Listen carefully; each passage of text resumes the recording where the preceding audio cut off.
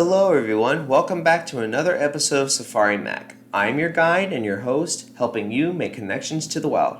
Before we begin today's special episode, as always, I'd like to take a moment and thank all of you. And with today's special episode, there's a big reason for giving you all thanks.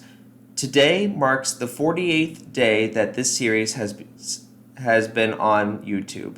And ever since its initial start, I've received an overwhelming positive reaction from viewers to comments, even to subscriptions. You all have helped my series grow, and I do hope it will continue to grow for the future. So to all of you, thank you all so much. Your support always means much to me.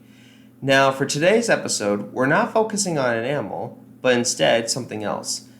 If you recall in my very first episode, the introduction, I mentioned to you all how we are going to go to different parts of the world at different times to learn about the different animals and how they impact our everyday life, their impact in popular media, folklore, and their place in the natural order. Today, I would like to announce that we are leaving the continent of Asia to travel to the next continent.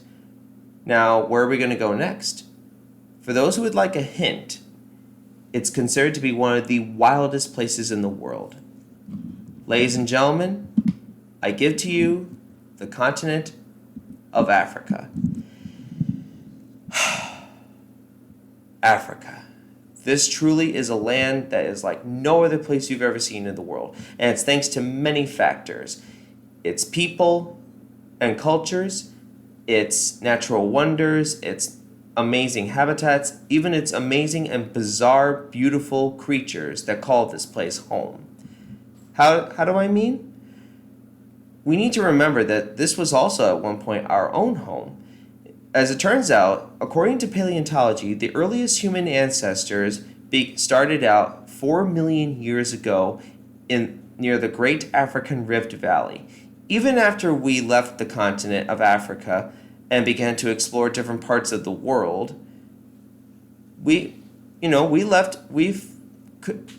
never seem to forget our roots or our ancestry.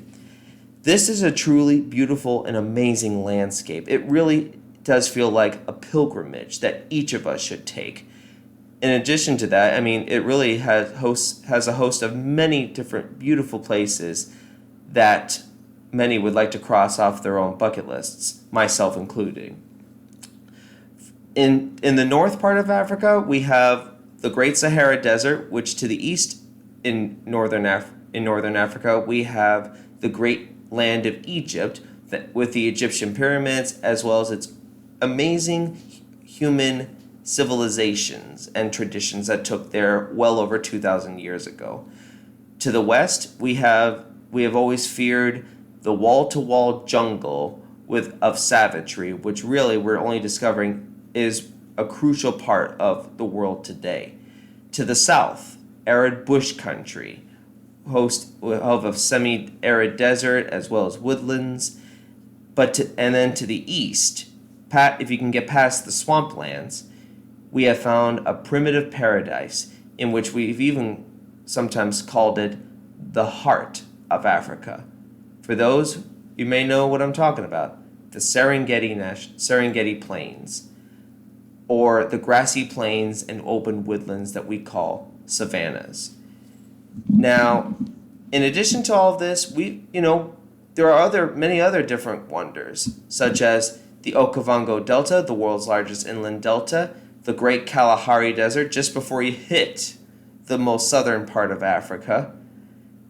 Of course, as I mentioned, the Egyptian pyramids, and many other beautiful natural wonders of the world, such as Mount Kilimanjaro. Now, what are we going to be doing in Africa?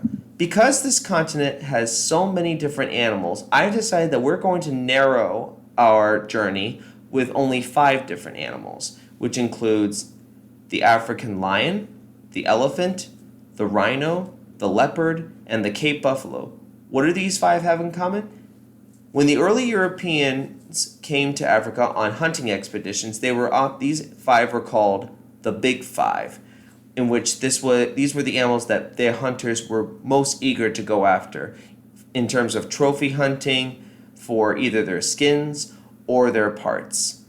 Now, which animal do you think that we're going to start with, though? I haven't revealed. Instead, I'd like to hear from you all. What do you think we're going to start with in the comment section below? Now, before we end today's special episode, I'd also like to take a moment and say to all, Happy Earth Day in the year of 2023. Today marks the 53rd year of celebrating this amazing holiday.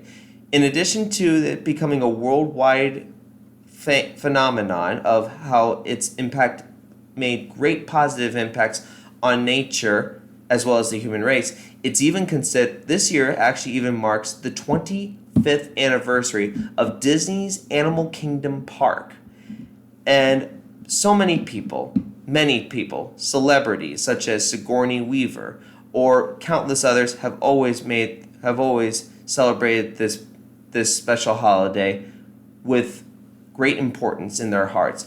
And we should do the same too, because even despite over 53 years of amazing work from many safeguard acts such as Marine Mammal Protection, Endangered Species Act, Clean Air, Water, and other different acts, we can't allow this to slow down.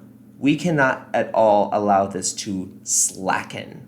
Because despite all the positivity that we've gone through, unfortunately, we still need to continue to do these things as we continue to see many dangerous challenges that are coming our way, such as climate change, from the floodings to the severe droughts, even to very extreme weather events that we are beginning to currently see in our time. So instead of just celebrating today as that one day of the year, we should always celebrate Earth Day every day for the rest of our lives. Because, as I've always said to all of you, all of us can make a difference, but together we can make an even bigger difference. Well, everyone, I'm afraid that's all the time that I have for today, but as always, be sure to hit the like and subscribe button. Let me know down in the comments what you think the animal that we're going to start with. Be sure to check out my Facebook page. If you have a question, feel free to send me an email, which you'll find in the description. And until next Saturday, this is Safari Mack. I'll see you all out there in the wild.